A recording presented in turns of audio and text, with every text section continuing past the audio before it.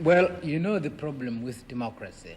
I don't think there is any country in the world which does not call itself democratic. All countries in the world call themselves democratic. It's a matter, first, of definition, I think mainly of definition and of what we regard to be the essentials of democracy. We certainly ourselves regard ourselves as democratic. We understand why countries used to the multi-party system don't believe that a one-party system can be democratic, or are rather suspicious of the one-party system. We can't, frankly, convince them by sheer argument, philosophical argument, that this is possible. Perhaps the best thing is actually to see this thing in practice. What are the essentials of democracy? The essentials of democracy are that individuals should feel unharassed, that they are actually free in their society. Individual, this is the most essential thing. I never see why an individual should not feel free because of a machinery of election.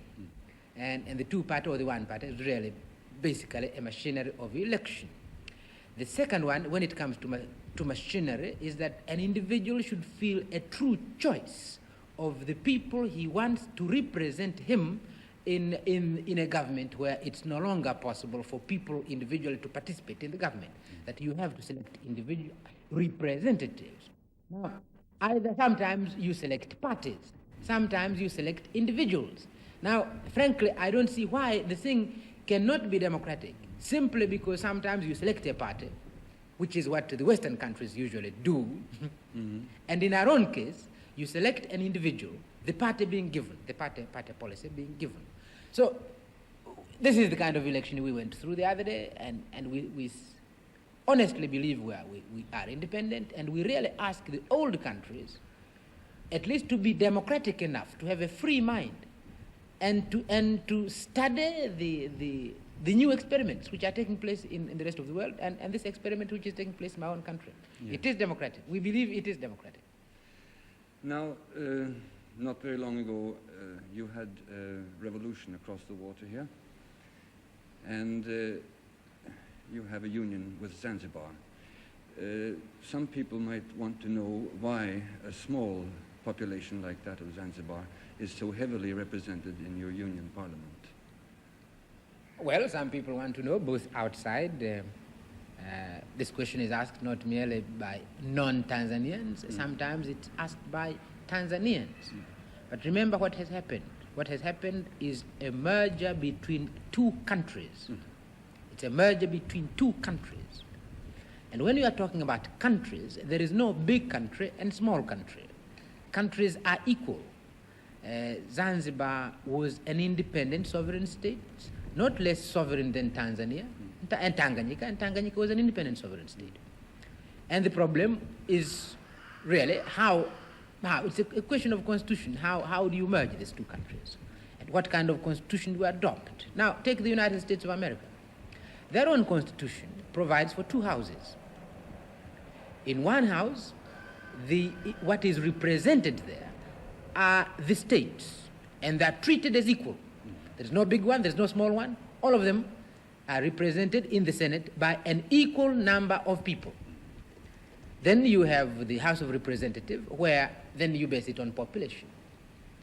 We don't have two systems. But obviously, just as in the United States, you must take into consideration that the mergers are states, and states must be equal.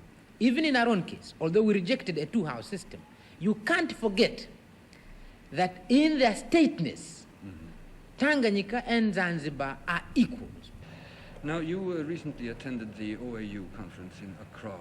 What is your opinion now about the status of African unity as one part of the question? And the second one is, how about unity here in East Africa? Why don't we hear any more about the East African Federation? May I answer first? I think the second part of the question is probably easier and perhaps could explain my answer to the first part of the question. I'm a great believer in unity.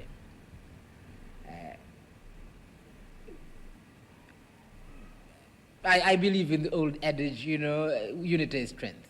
I mean, this is truly, it is strength. And the human race would be much stronger if we were united.